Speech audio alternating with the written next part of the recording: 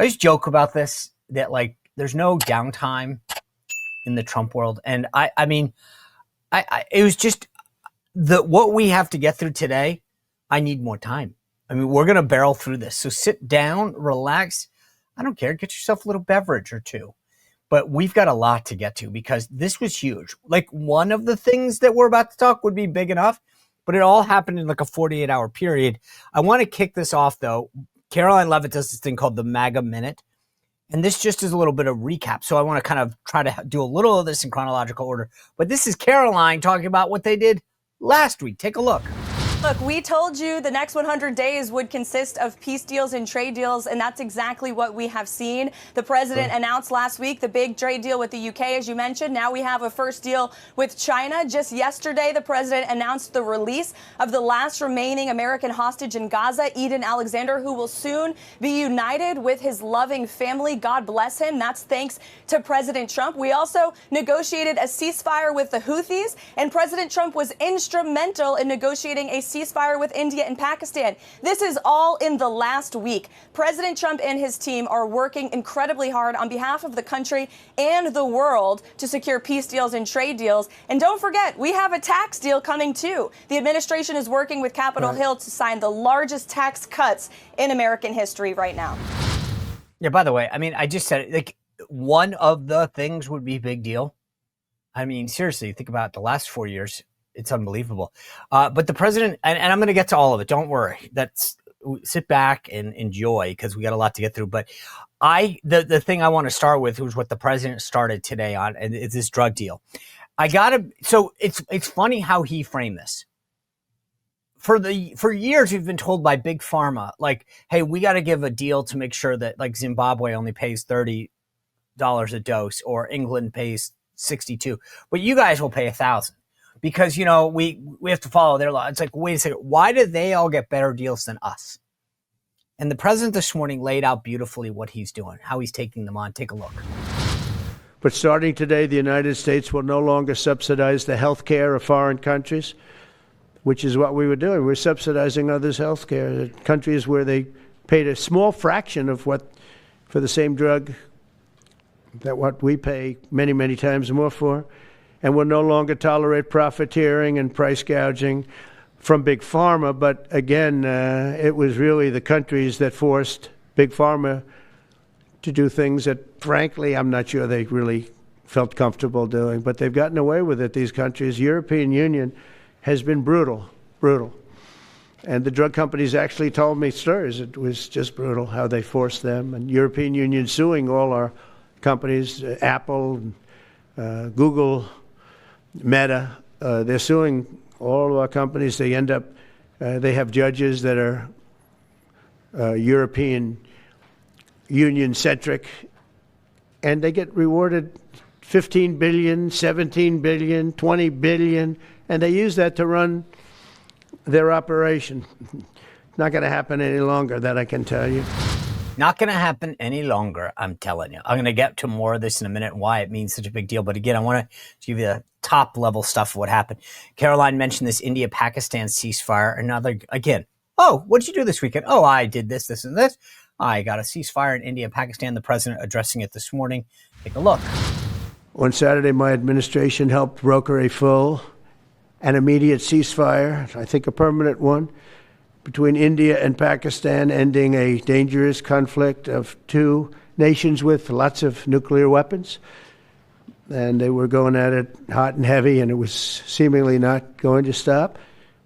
And I'm very proud to let you know that the leadership of India and Pakistan was unwavering, powerful, but unwavering in both cases, and having these.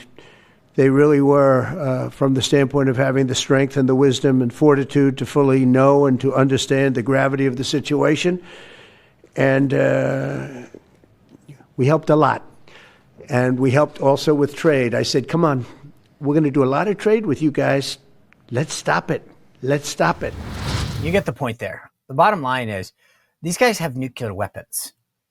And so it's not a good idea that they get mad and that they escalate. And there was definitely a belief. And by the way, it's funny. I watched some commentary over the weekend, and they said it's interesting how the president's now being an interventionist after the whole America First MAGA thing.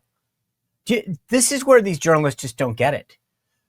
MAGA and America First means we don't always want to be the world's policemen and send our money and our people to go fight other people's things. This is exactly America First, getting involved and saying, hey, knock it off. We use our might to make sure that we solve the problem. Those guys going at it and fire nuclear weapons is not good for anyone. It's not like you contain the fallout to the air over India and Pakistan. It goes into the environment. What the president did there was huge. And these guys, it's amazing that he literally cannot cure cancer without being critical by the press of his actions. It just blows my mind. And oh, by the way, if that wasn't enough for you, yeah, we did this little deal with China where we're taking the tariffs down, keep them at 30%, by the way, on our side, because 10% is that baseline tariff and 20% because of the fentanyl. And then the Chinese tariffs are going way down as well, so that we actually win on that as well. This is Secretary Scott Bassett talking about this. Take a listen. What has to happen is it has to be fair for the American people. But in January 2020, President Trump produced a template. We had an excellent trade agreement with China, and the Biden administration chose not to enforce it.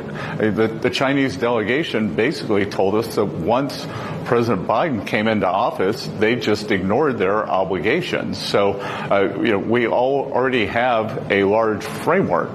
The other thing to remember here, Jonathan, is that this is a pause down to 10%. The April 2nd level for China is 34%. So we will be working to see where their final reciprocal number ends up.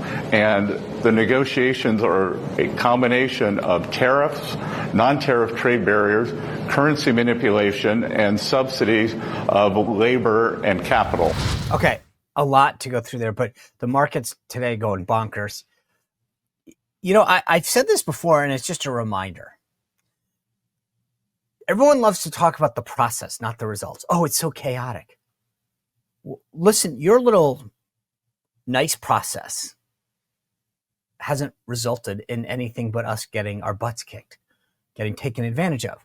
And it was funny. Amy Klobuchar, Democrat from Minnesota, was on the program, Meet the Press, I think it was, over the weekend. She gets asked, if all of this proves to be fruitful for the United States and we win, are you going to give President Trump credit? She goes, the process has been horrible. So your problem is with the process. And I keep reminding people, we've played nicey nice when we send people over and we have meetings and PowerPoint presentations and communiques, and it results in nothing. And your complaint on the left is, we don't like how he does it. Why do you care? Doesn't that tell you everything about them? That they'd rather make sure that you follow protocol than get results. And for 40, 50, 60 years, we've followed protocol and gotten screwed. So when these guys tell you that their biggest issue is the way that he did it, and oh my gosh, we almost did this. Yes, Trump negotiates different. He doesn't telegraph what he's about to give up. He fights hard. He gets it. I mean, this guy's a New Yorker. And it's amazing to me over and over again how everyone's issue is with all this. So let's just recap for a second. India-Pakistan ceasefire. We'll talk about the drug deal in a minute, but reducing the cost of prescription drugs. Ukraine and Zelensky's Ukraine and Russia's Putin are supposed to meet in Turkey this week, face to face. Now, some people are saying that they don't think Putin's going to show up. I do. I think if he doesn't show up, Trump's going to go nuts. And I think he's going to ratchet up the thing. I do think that Putin will show up and then obfuscate, and he'll make up some excuse. But at some point, Putin has backed himself into the corner, and I think starting to run out of all of the goodwill that President Trump had to get a lasting peace. But, again, what's the goal here? Is it peace? Is it to end the bloodshed? Is it to end the destruction? Or is it to make it look pretty? And I think that President Trump's proving that. So he's also, and Caroline said it at this clip, getting the last American hostage released from Hamas. His name's Eden Anderson. Again, another win for the United States. The deal with China. He's leaving today to go to Saudi Arabia and other things. And oh, by the way, he got a free plane. I mean, I'll tell you about that in a second because the Dems are losing their minds. But going back to the deal for a second, I want to show you a chart because all the experts, all the talking heads, the people who've never done this before are wrong. We did it Donald Trump's way. They don't like it because he doesn't need them. And what do I mean by that? Lobbyists and experts and the media in DC love to be loved. They love to be needed. That's the truth of the matter. And one of the dirty secrets about Washington, where power and proximity, or proximity is power rather, is that when you don't have proximity and you can't tell all your clients, I met with the White House today, I talked to the president. You can't charge as much. You don't get to go to the dinner parties. And these guys hate the fact that Trump doesn't want them or need them. That's the bottom line, just so everyone gets the little joke here. And Trump does it his way without all of these subject matter experts that have been running around DC forever. That's what this all really comes down to. He's doing it his way without them. Steve Witkoff, oh, he doesn't have any experience in this. How could you possibly use him? Not some dude at the Brookings Institute. All the experts are there. Steve Witkoff may not have had the pedigree of coming out of Washington, D.C., but does it matter? Is he getting results? Is he getting peace? Is he getting hostages released? Yes. Again, it's Trump way, not everyone else's way, not the traditional way. Let's look at, just by the way, our friend Bruce Melman releases 6 charts. He's got a great Substack. You should go to Bruce Melman's Substack and check it out. But he puts out these 6 charts every Sunday. I want to show you a few of them. Look at this all-time revenue high that we're getting. That little line on the right shows you how much money we're bringing in because of tariffs. It is pretty amazing, huh? And look at what's happened when we did all this. Look at the red line. If you can see the other chart, if you're listening, I'm sorry. But then the other chart, look at what was happening to China. China to the U.S., plunging. They felt this like never before. We were bringing in all this money. They were feeling the pain. And that's why everybody was wrong. They just didn't see it in front of their face. Another issue that's funny that people are missing is the border. Again, look at this chart, why Donald Trump is winning. Historical illegal crossings along the U.S. border at an all-time low. That little dot on the right in the blue, if you can see it, is how many border crossings. Look at it. It doesn't even register. That's how secure the border is. I mean, it's amazing. And by the way, look at what's happening. Leadership matters. This is the difference between Trump. So when Biden said that he couldn't do anything, he was lying and gaslighting us. And even the northern border, look at that. All-time historic lows. It's working. The Trump policies are making a difference. And again, look at what he's doing on energy. Look at the gas prices way, way down. Crude prices down. That's the bottom line. We're the benefits, and no one in the media wants to talk about this, right? Look at all the stuff that just happened in the last 48 hours. And no one wants to tell you it because it's like, we can't possibly give credit to Donald Trump. It is just unbelievable. And by the way, there was this little analysis that Bruce did on Canada that I think it's worth saying as well, because it's funny how if you read and hear what's going on in the U.S. media with respect to the Canadian election and Mark Carney's win as prime minister, it's funny. They all said, oh, Trump went after Trudeau, and that's why they won. But look at what Carney did when he ran. He ran as a conservative. He talked about everything from ending their carbon tax to increasing military spending, limit immigration and building. It's amazing. What Carney did was actually run like a conservative, like Trump. Now, they want to talk about the fact of the 51st state and him belittling Justin Trudeau. But the reality is, if you actually deep dive into the election, you'll see the truth. A truth that you won't hear anywhere else but here, because no one else wants to tell you about this. All right.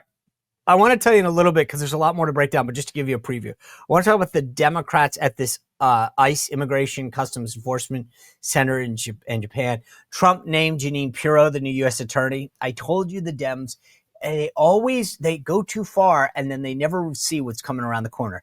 And guess what? Jeanine Pirro was around the corner. And by the way, the House continues to debate the outlines and the contours of this big trade bill. This is going to be fascinating because you saw the president today started to talk about all this new revenue that's going to come in. Trust me on this. Trust me on this. The revenue is going to matter. The amount of money that we're bringing in on tariffs, the lower prescription drugs, is going to help get this deal across the finish line. And there's a little term in D.C. called SCORE. The Congressional Budget Office, the CBO, issues a score. The Office of Management and Budget, the White House, issues a score, right? So they look at policy and say, how much is that going to cost? How much is that going to save us? That's the score. And everyone always fights over this because that's, by the way, the CBO is always wrong. And they'll tell you this costs much or this is much. And Trump's now going to make the case. We're bringing in more money. We're lowering the cost so we can get this bill across the line. And I will tell you, so I'm gonna talk about this plus the new plane and so much other in just a second. It was Kai Trump's birthday, by the way, the daughter of Donald Trump. You remember her from the conventions. So a little happy birthday to Kai Trump. Let's just keep going there because we got a lot to get in. As I mentioned, the Pakistan deal, that was a big deal. Again, no one's going to give this guy credit for this, but these guys have nukes. They're going at it. And President Trump, Marco Rubio, J.D. Vance get involved and say, that's, bingo. Then, as I mentioned, this guy, Eden Alexander, the last American citizen held by Hamas, gets released. Oh, that's not bad. It's just a big, big deal. And then just so many of the other things. I want to get to the rest of them in just a second. But before I do that, I want to just segue because I don't, it's not all just great on the Trump side. Democrats in New Jersey went to go visit this ICE detention center in New Jersey. It just opened up apparently. And instead of worried about their citizens in New Jersey and maybe people incarcerated there, they worry about these bad people because that's where their focus is. These 3 members of Congress and the mayor of Newark all decide to just show up. Let me play you a clip because they say nothing happened. Nothing. They just showed up and nothing happened. Take a look. But there's no reason for it. Nothing happened other than the chaos that they created themselves. If anything, we were pushed and shoved and found in a very vulnerable situation for the 3 of us. Now, just to be clear, when they said they created this, that's one of the members of Congress there. Her name's Rep. Bonnie. Now, they apparently, as far as I know, weren't invited. When they say they created, the folks at ICE were doing their job there, protecting the ICE facility. These members of Congress show up and just say, we have a right to come inside. I don't know that that's entirely true, but the idea that ICE created something, I'm sorry, they didn't create this. You guys showed up and demanded to go inside saying that you have a right because you're a member of Congress. And you heard her say there, nothing happened. Well, DHS actually put out more of the footage from the body cam. I'm going to show you this because take a look. Apparently, when they say nothing happened, this happened. Take a quick look and see what I'm talking about.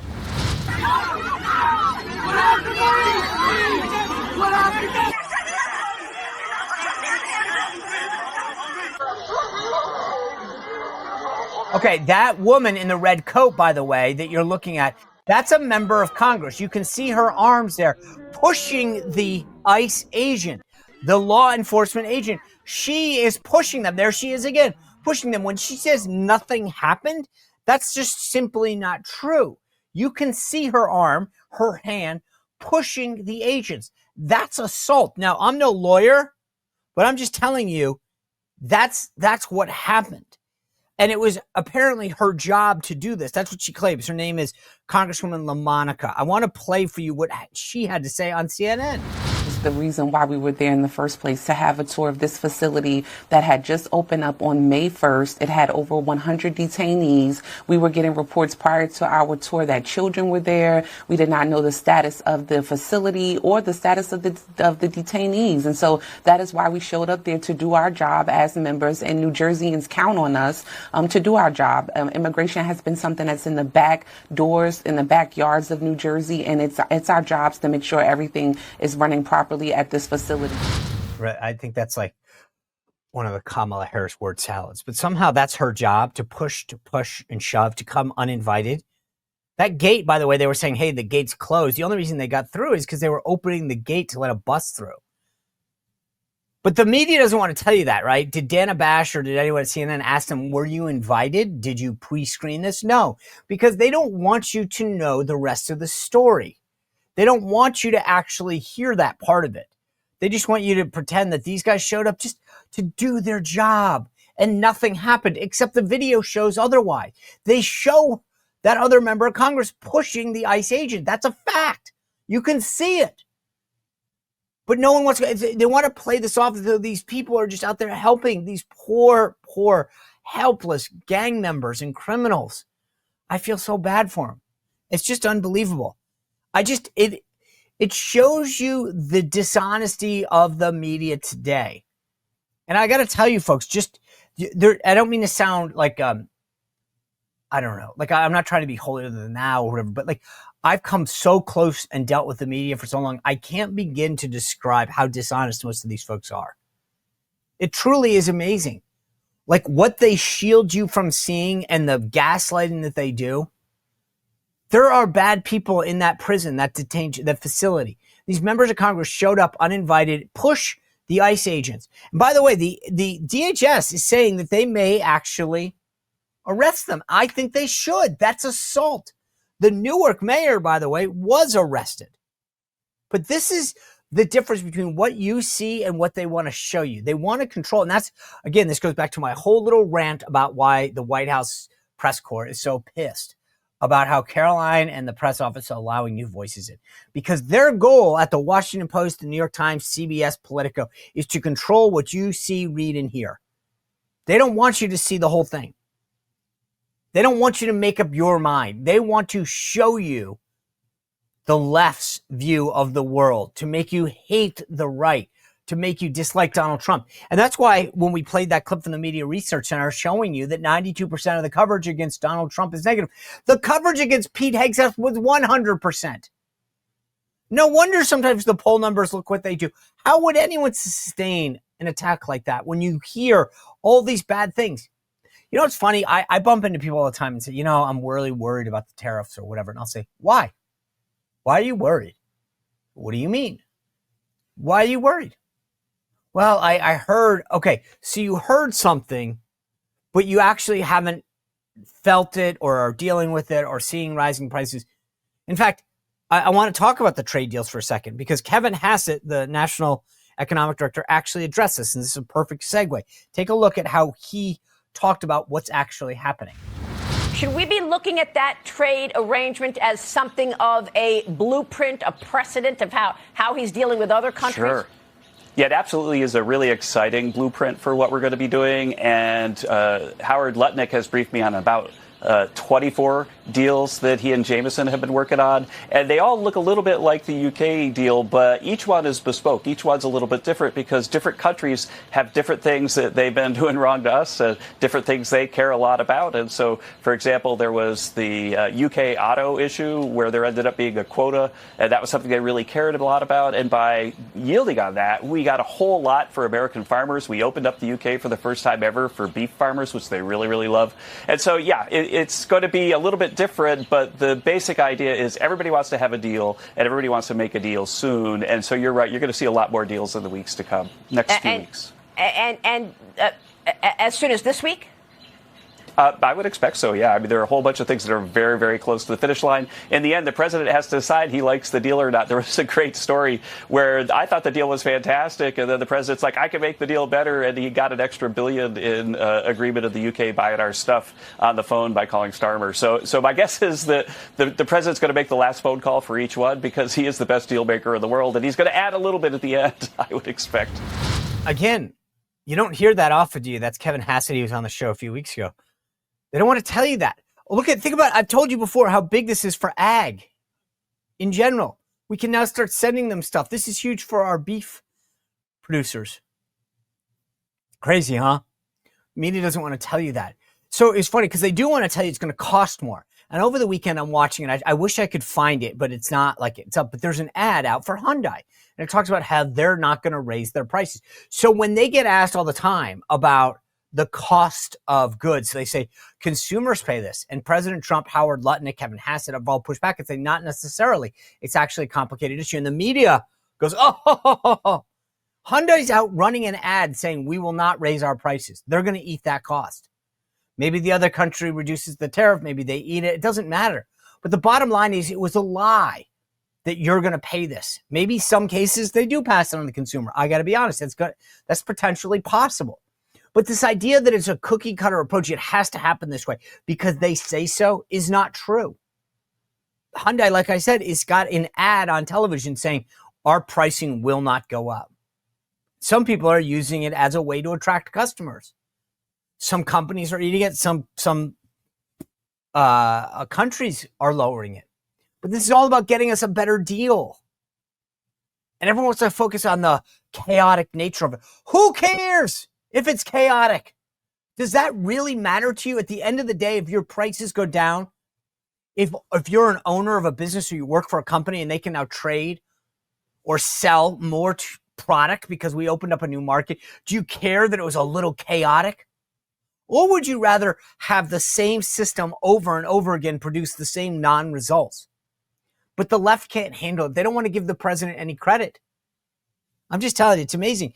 And here's another interesting thing. Talk about not kicking the can down the road. Sean Duffy, the Secretary of Transportation, is on Meet the Press this weekend explaining why he's doing what he's doing. Take a look. The problem we have is you can't snap your fingers and fix it. Right? It takes time to build the infrastructure, and I say it's going to be 3 to 4 years to build it all. But we're going to focus on Newark first, so we're going to start to see Newark be far more resilient in the near term. But air traffic controllers, we're 3,000 short on air traffic control. I can't snap my fingers and bring in these highly skilled air traffic controllers. All of this is going to take time. So the key here is we have to start. We have to begin the process of fixing the system. I can't say in 2 weeks I can have it fixed. That's not the space that we deal with. But I'm going to tell you, we are going to begin, and in the months and years ahead, we're going to see real results. I want to give you a sense of what Sean Duffy just said. He talked about the fact that they're using copper wires, not fiber. They've got all sorts of outdated and antiquated systems. They're literally buying parts on eBay. Okay. And we've seen what happened at Newark Airport, but he got into what his main focus was. And I want to touch on this because this is like what no one took this on before. Trump won. We tried and the Democrats blocked us. And then it sat idle. Remember, Mayor Pete couldn't find a camera that he wouldn't talk to, but he didn't do anything to address this. And I want to show you, this is Duffy on what his main focus is. Take a look. In the safety mission of the FAA, like air traffic controllers, no one was cut. We actually have staffed up. We've hired more air traffic controllers during this time. There were probationary workers that were let go. Those are employees who were there less than a year, and again, we excluded the safety positions. Most of them have come back. So again, to say the FAA has 46,000 employees. And if you lost 350, is this affecting our safety mission? There's a lot of things the FAA does, but for us, safety is key. So no, we've retained all those safety positions. So he's making sure that we're safe, that they're focusing on safety in flying and make sure the right positions are there. But he's also going to modernize this system. It's nuts what's going on. And you'd hear about all of these near misses and whatever because they just keep kicking the can down the road. Mayor Pete didn't do squat. There wasn't an area where there wasn't a problem. Highways, seaways, you name it. They didn't do anything to address this. And these guys, when Sean Duffy says they're looking over the horizon, they're trying to get ahead of this to keep us the safest place so that we don't have to wait for a tragedy to occur. And I think that's so different than what's happened. And frankly, both parties. This system is decades old, outdated, antiquated. And they're taking this thing head on. It's unbelievable.